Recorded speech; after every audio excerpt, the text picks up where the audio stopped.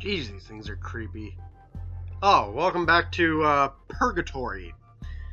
So, last time we took on the vanilla FNAF World, and unfortunately, there's DLC in the form of an update. So, sadly, I'm not done with this yet. The only way to be free is to defeat the next boss. Once I do, though, I should be pretty much free. Oh, and in case you're wondering why I haven't just, tried to walk out or anything, I actually did. I found this. Hello, puny human. I will eat your soul. Yeah, unfortunately, one of the heads of Cerberus is keeping me here. Lovely. So, yeah. It looks like I have to, fight the next boss.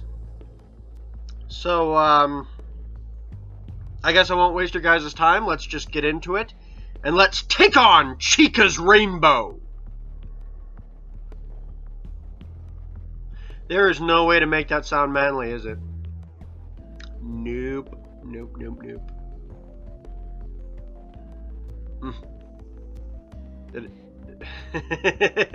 It almost sounds like I'm against a certain community.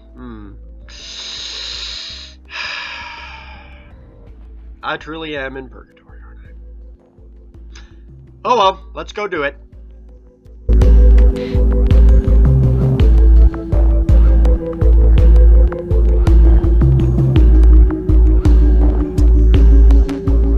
So obviously this isn't going to be a full review since it's kind of like DLC.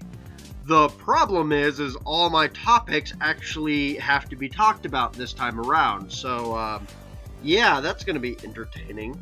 Let's start with the plot. So the plot of this DLC begins right where the original FNAF World left off. You just defeated Scott. He's down for the count. Everything's great. And you find Fredbear. Fredbear asks you, hey, are you ready for more adventure? And then things get a little real when Fredbear, just removes most of his text box and says, hey, look, can we cut the crap?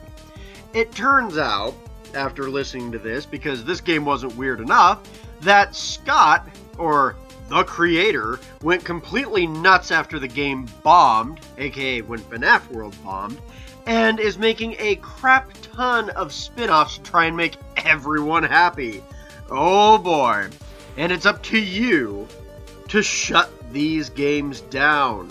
That way you can save all these other characters that you weren't meant to have, and go and figure out at the core what Scott, or the creator, has created this time. Apparently he made something big. Something that everyone is afraid of. Huh. So, yeah. Basically what happens is that Fredbear takes you, behind the curtains of the Halloween update? That Halloween update? Oh, for crap's sake, it never ends, does it? Okay, yes. You are basically in the backstage of the Halloween update for Five Nights at Freddy's 4. It's gonna follow me, isn't it? I can already see it now. But, yeah. It's up to you to basically help all of these characters and free their coding, because their coding is being repurposed for all these crappy spin-off games. After saving them, you can basically go take on the final boss, which is designed to be unbeatable, and figure out exactly what's going on. So, if you don't want spoilers, I guess now would be the time to kind of pause the video and go play the game itself. Are you gone? Yeah? No? Okay. After you beat the final boss, which turns out to be Chica's rainbow, I'll get into that in a bit, yeah, you're kind of left in this room. It's actually a secret room that I haven't talked about yet. You can find it in the regular vanilla FNAF game and, kind of chew the fat with whoever's at this desk. But this time he actually tells you something. He mentions that he created something very dangerous, very terrifying. Baby. Ah, crap. It's a freaking sister location teaser. What? But yeah, you hear Baby's voice and she basically tells you, hey, the show's about to begin, you better sit your ass down. And that's basically what we get. And that's more or less the plot. It's interesting, I'll give it that. Let's go in and talk about the characters real quick, because there's a little bit to talk about there too. So there are some new characters this time around. You actually are able to unlock some of the characters and talk with them in the graveyard. Although you don't really get to say too much to them, they just talk about their code being used for crappy spin-off games, and please go save them, or some of them ask you not to save them because it's not worth it. I don't know. But some of these characters are actually referencing canceled games that Scott had coming out, and some of them reference his old games too. Maybe Scott felt bad for not including him after all these years. But, you know, that's just a theory. Oh, no. I'm not trying that anymore. I mean, it didn't work for the vanilla FNAF. It's probably not going to work for the DLC either, right? I'm pretty much trapped here. It was legitimately just a game theory. Just kidding. Let's get back to it. Anyway, you don't really get a whole lot of new even after you unlock these characters. They say the old basic thing. I mean, even the final boss for the vanilla FNAF World game is in here. And he just basically says, yeah, after you kicked my ass, guess what? I got used for a crappy spin-off game. The spin-off games in question, however, do come with some voice acting here and there, which is kind of interesting to know. You have Foxy.EXE, which has a weird Foxy voice in it, even though that's not actually Foxy speaking. You have Scott talking to you in FNAF in Space, or Freddy in Space, I can't remember what it's called, doesn't matter. But yeah, Scott himself comes and fights you in that game, which is bizarre and weird. And kind of humorous. I'm not gonna lie, it's funny. You get to hear Fredbear and Foxy speak in Foxy Fighters, basically a parody of Star Fox and other side-scrolling shooters. So, you know, there's interesting jokes here and there. The game, or rather the update, does have a lot of humor and charm to it, making fun of not only other video games and franchises, but making fun of itself at the same time. And that's really interesting and nice. It's good. But there's also Chica's Rainbow. Oh boy. You go into this game and you hear the rainbow, it starts speaking out encouragement a little bit, and then all of a sudden, hey, it starts making fun of you and trash talking you. Eventually, you just want to kill that little bastard rainbow. Oh, and it turns out that, you know, the rainbow is the final boss and also makes fun of you no matter whether you win or lose. But yeah, you're gonna go get your revenge. Also, the rainbow is voiced by Jimmy Neutron, us 90s kids. Yeah, that's kind of an interesting factoid there. That's a high-profile voice right there. Jimmy Neutron? Are you kidding me? Really? Come on. But yeah, there's actually a decent amount of characterization in this, and a heck of a lot more personality than even FNAF World had. Which, FNAF World had its own share of personality quirks here and there, but you know, if you remember, it was kind of lacking. This kind of makes up for it. But speaking of Chica's Rainbow, let's get into the gameplay, shall we? So each spin-off game plays differently, which is nice. Foxy.EXE is a quote-unquote EXE horror game inspired by a creepypasta made by Scott himself. I don't understand it either. But basically, you're running through this kind of creepy hallway and dealing with a few jump scares here and there and interdimensional cats. Yeah. All you need to do is beat it once. Then you have Freddy in Space, or FNAF in Space, which is kind of similar to old Metroid games and, similar space shooting games that are side-scrolling.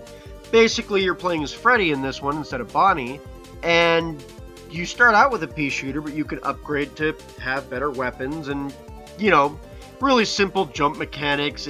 It's not like a fully fleshed out game in and of itself.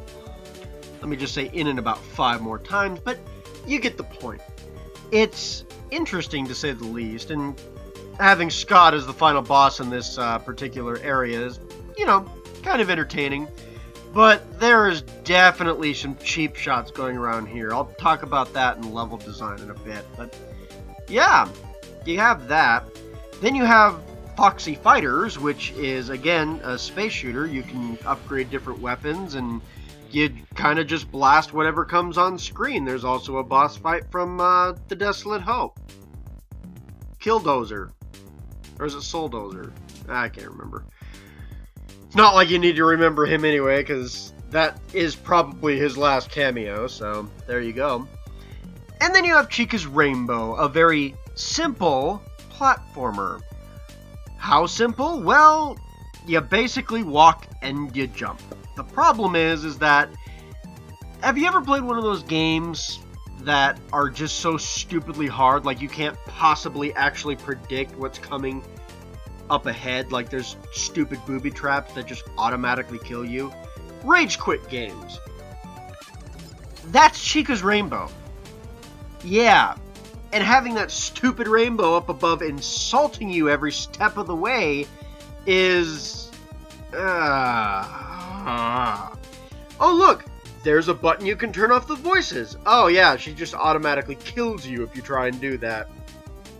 It's funny, but kind of cruel at the same time because you can't shut her up.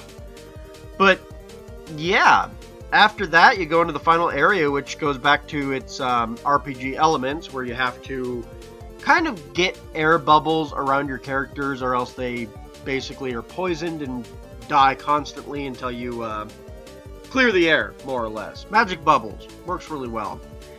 Plus, these characters are all 8-bit and particularly powerful. Yeah, powerful is a word I'll use.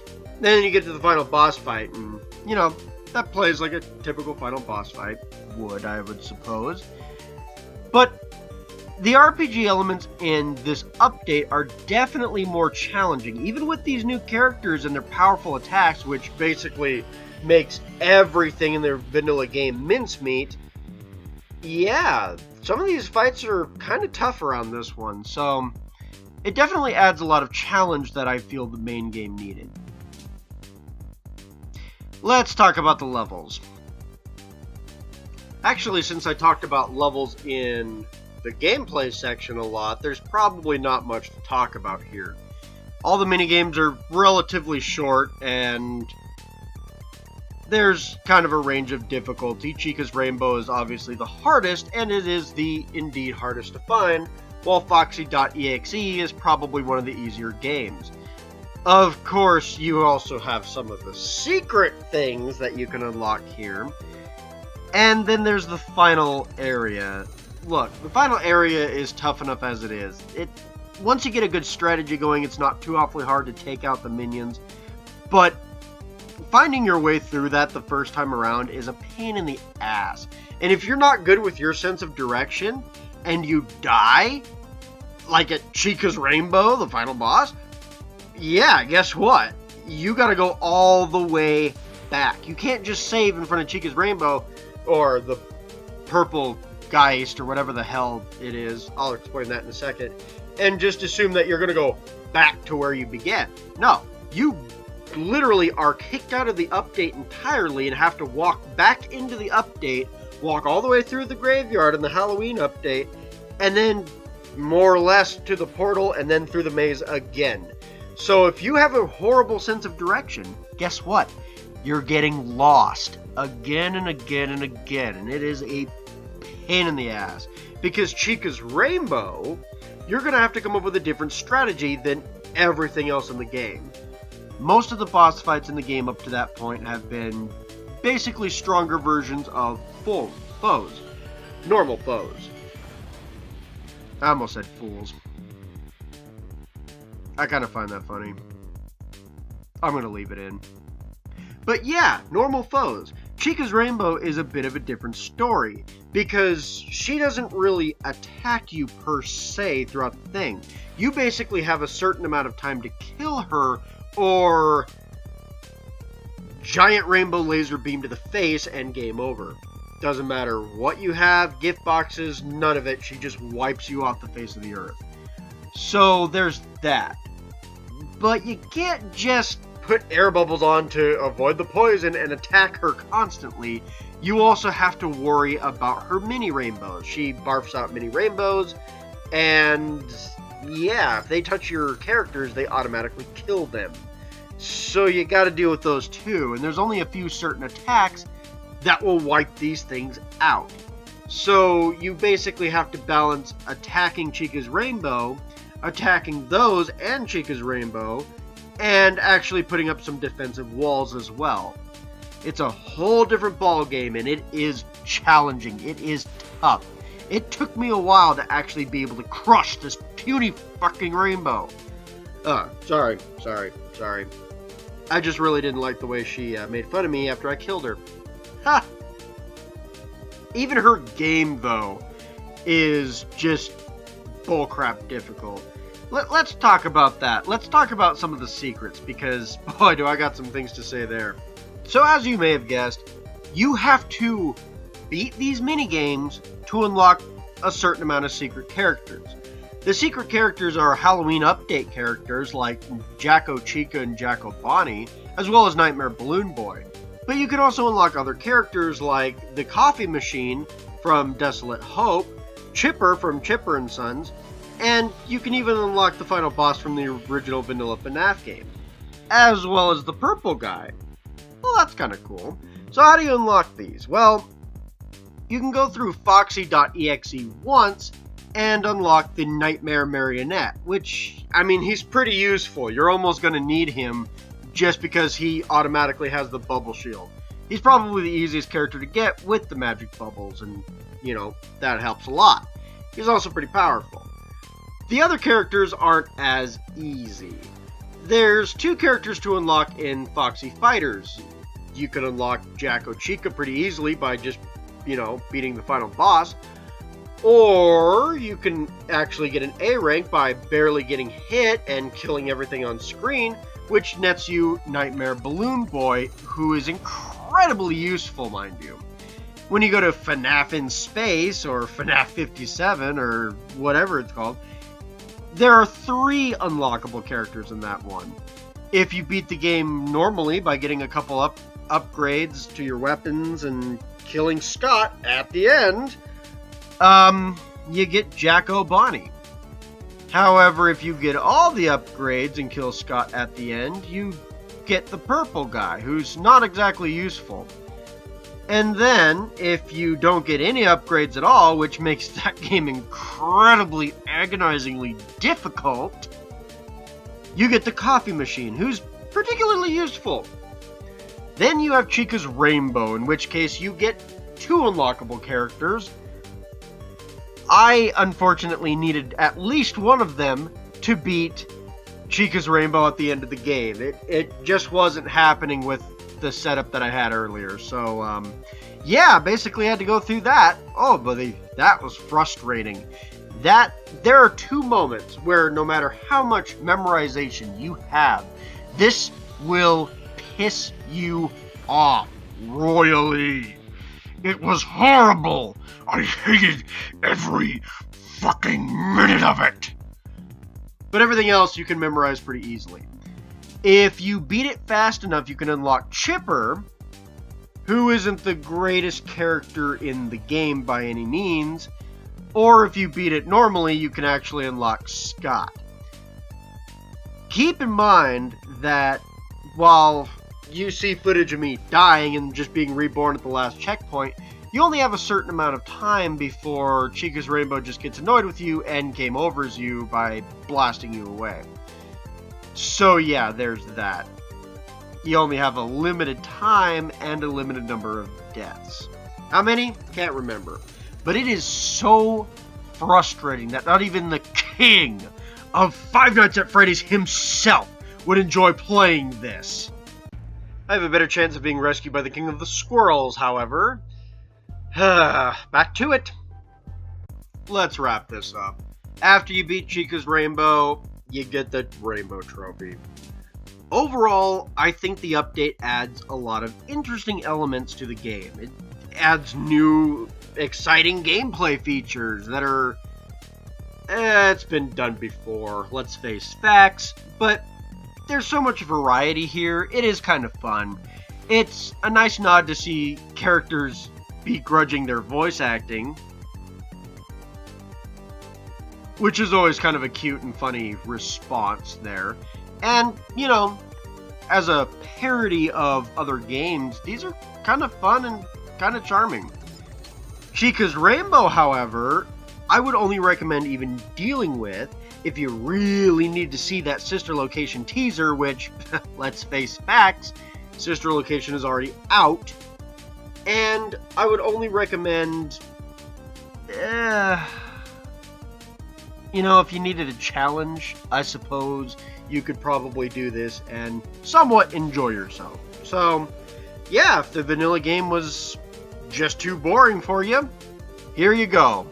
A definite challenging final boss. So, yeah, the update is actually pretty worthwhile. That is, if you enjoy the main game to begin with. You actually have to enjoy the main game before any of this becomes relevant. Are you a super fan of FNAF? Did you play the vanilla game and thought, yeah, this is pretty good, but haven't come back to it yet? There you go. Are you looking for something other than a beginner-friendly RPG? Well, there it is. You have to get through a lot to get this update, though. The update automatically comes with the game, sure, but unfortunately you do have to beat the game to play the update. Also, which is also a pain in the ass, remember I mentioned a fan? Yeah, you need to unlock all of these characters just to get the fan. So, there you go.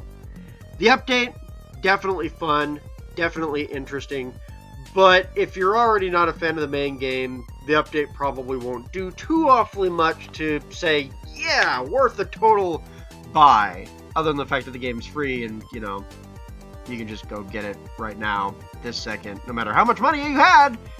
Just saying. Alright. I think I've wrapped this up perfectly enough, so I think it's time. I think it's time to leave Purgatory for good. So I did it. I beat the rainbow. I reviewed the game. And I think I can hear a dog walking by. Oh, yes. I think it's time I grabbed my staff and took my leave. See you guys on the other side,